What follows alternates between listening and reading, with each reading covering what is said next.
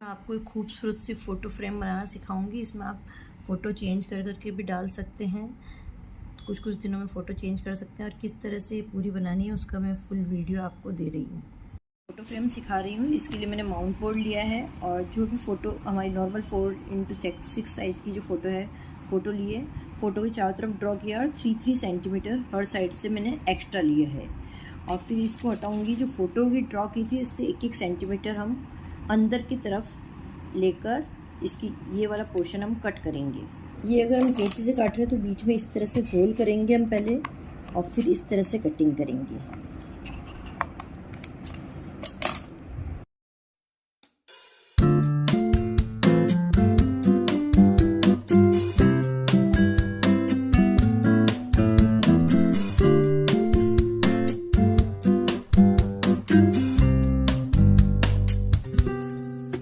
हमारी कटिंग हो गई है और 1-1 सेंटीमीटर देखिए जो हमने मार्क किया था इससे 1-1 सेंटीमीटर अंदर की तरफ हमने कटिंग करी है।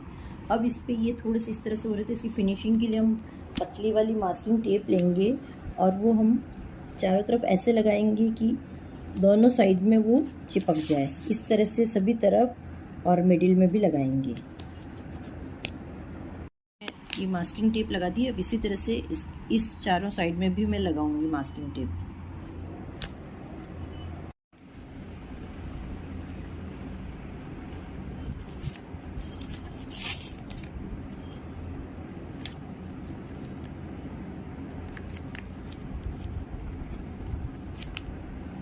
ये हमारी बीच में भी चारों तरफ मास्किंग टेप लग गई, इधर भी चारों तरफ मास्किंग टेप लग गई। अब हम इसको मोल्डेड से इस तरह से कवर करते हुए बनाएंगे। इस रेडी हो गया है। अभी हम इसके ऊपर मोल्डेड क्ले लेंगे। तो ये मैंने मोल्डेड क्ले लिया है। इसका एक हार्डनर और एक रेजिन निकाला। इन दोनों को मैं इक्वल क्वांटिटी में मिक्स करूँगी।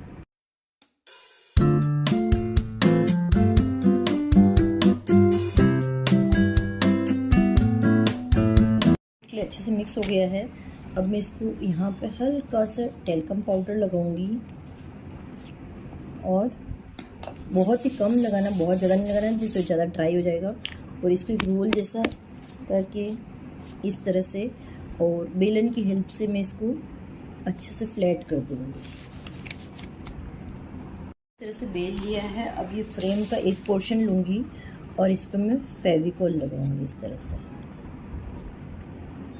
इस तरह से मैंने ये फेविकॉल लगाया है और इस पोर्शन को मैं जो मैंने बेला था रोटी जैसा, इसको मैं ध्यान से उठा के इसके ऊपर रख दूँगी और जो भी एक्स्ट्रा पार्ट है उनको मैं निकाल दूँगी। इसको अच्छे से स्मूथ करके इसके ऊपर रखूँगी।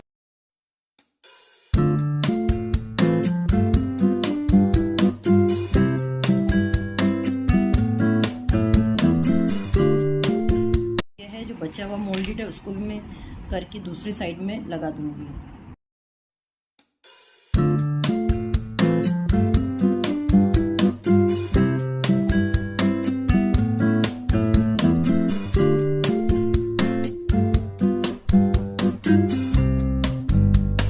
मोल्ड में 2 साइड का लग गया है। अब ये जो लगा हुआ है इसके ऊपर में इस तरह के जो ब्लॉक पेंटिंग के लिए ब्लॉक्स आते हैं उससे मैं अलग अलग डिजाइन्स बनाऊंगी। तो आप अपने हिसाब से कुछ भी बनाएंगे। इसको हल्का सा प्रेस करेंगे इस तरह से और जब उठाएंगे तो देखिए कितनी सुंदर डिज़ाइन आ गई। इसी तरह से अलग अलग डिज़ाइंस बनाते जाएंगे।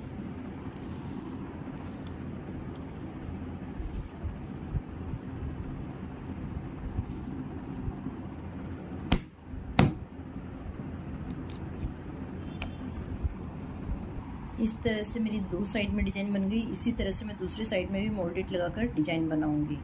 ये ब्लॉक अलग अलग ब्लॉक की हेल्प से काफ़ी डिज़ाइंस बना दिए। अब मुझे कुछ कुछ जगह खाली लग रही है तो मैं इस तरह के स्केच पेन्स जो अलग डिज़ाइन वाले आते हैं इनसे कुछ डिज़ाइन बना दूंगी।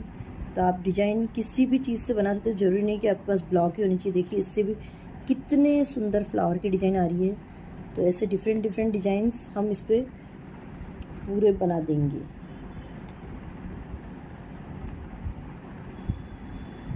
जहाँ भी हमको स्पेस दिख रही है खाली वहाँ हम बीच बीच में थोड़े थोड़े फ्लावर्स डालते जा रहे हैं। तो बहुत ही सुंदर डिज़ाइन आ रही है। आप चाहें तो अगर आपके पास ब्लॉक नहीं है तो पूरा डिज़ाइन भी इससे बना सकते हैं। इस तरह से मैंने बीच बीच में डिज़ाइन डाली है, उससे बहुत ही अच्छा लुक और भी अच्छा लुक हो गया है। तो आप अपनी इच्छा से इसी तरह से कोई भी डिज़ाइन वाली चीज़ लेके देखिए, छोटे छोटे फ्लावर कितने, ये नॉर्मल स्केच पेन है, स्केच पेन से ही मैंने बनाई। इसी तरह से बहुत तरह तरह की डिज़ाइंस मैंने बना दी। अब इसको करीब 1-2 घंटे तक पूरा ड्राई होने देंगे। इस तरह से ड्राई हो चुका है और एकदम हार्ड हो चुका है। अब मैं इस पर पहले ब्लैक कलर, इस पर मैं बड़े ब्रश की हेल्प से पहले पूरा इस तरह से ब्लैक कलर करूँगी। अभी शायद ये नहीं दिख रहा, बट जब हमारा इसके ऊपर गोल्डन कलर होगा तब ये काफ़ी अच्छा दिखेगा। तो इसी तरह से मैं पूरा ब्लैक कलर करते जाऊँगी।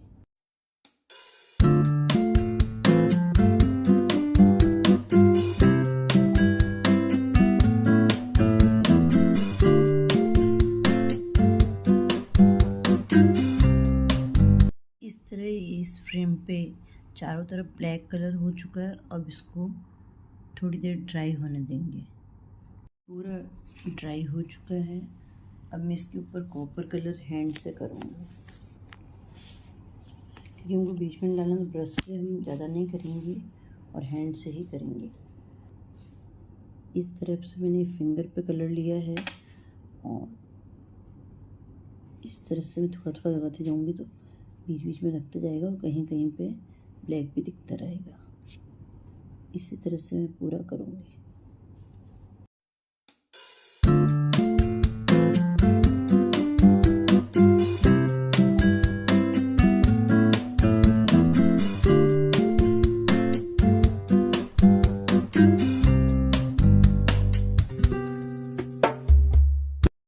कॉपर कलर कंप्लीट हो गया। आप चाहें तो कोई और गोल्डन सिल्वर कोई भी कलर ले सकते हैं। कॉपर कलर करने के बाद देखिए जो हमने बनाई थी डिज़ाइन, वो पूरी अच्छे से दिख रही है, तो बहुत ही सुंदर लग रहा है। आप ज़रूर से बनाइए। अब ये पूरा ड्राई होने के बाद इसका पीछे का पोर्शन किस तरह से करना है वो मैं आपको बताऊंगी। इसको पहले पूरा ड्राई होने देंगे। इससे पूरा ड्राई हो चुका है। अब मैं एक OHP शीट लूँगी जो कि इससे इस साइज़ से थोड़ी बड़ी हो। इसको मैं पीछे की तरफ करूँगी इस तरह से, और यहाँ पे फैब्रिक ग्लू लगाऊँगी। इस तरह से मैं इस पार्ट पर फैब्रिक ग्लू लगाऊँगी। यहाँ पे अच्छे से लगाएंगे, क्योंकि यहाँ पे लगाने से वो इधर, और ये इसके ऊपर हम OHP शीट लगाएंगे।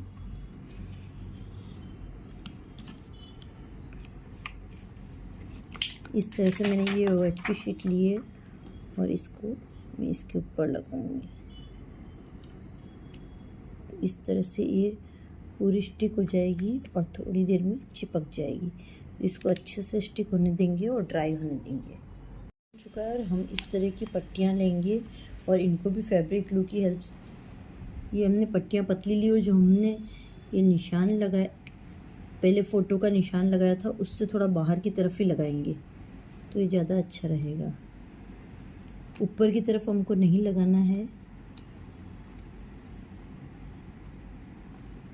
अगर ऊपर की तरफ हम लगा देंगे गलती से तो फिर हम फ़ोटो नहीं डाल पाएंगे, इसलिए 3 साइड में ही हमको लगाना है। और वो भी ध्यान रखना है कि वो जो हमने फ़ोटो की लाइन बनाई थी उससे बाहर की तरफ ही लगाना है। तो सबसे पहले मैं इधर की ये लगा रही हूँ, ये हमारी साइज है, उसे थोड़ा सा बाहर की तरफ लगाया। इस तरह से दबा के लगाएंगे। इसी तरह से फिर ये मैं नीचे का लगाऊंगी। ये थोड़ा बड़ा हो गया तो मैं इसको कट कर दूंगी।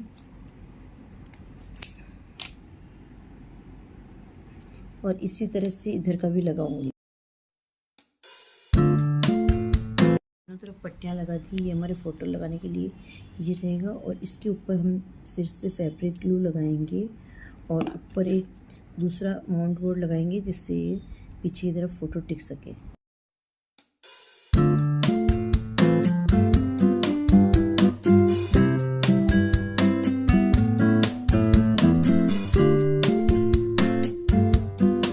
ये हमने लगा के पूरा कंप्लीट कर लिया। अब ये ऐसे रखेंगे और इसमें हम कोई भी फ़ोटो इजीली डाल सकते हैं। ये ऊपर का जो पोर्शन है इससे हम फ़ोटो डालेंगे।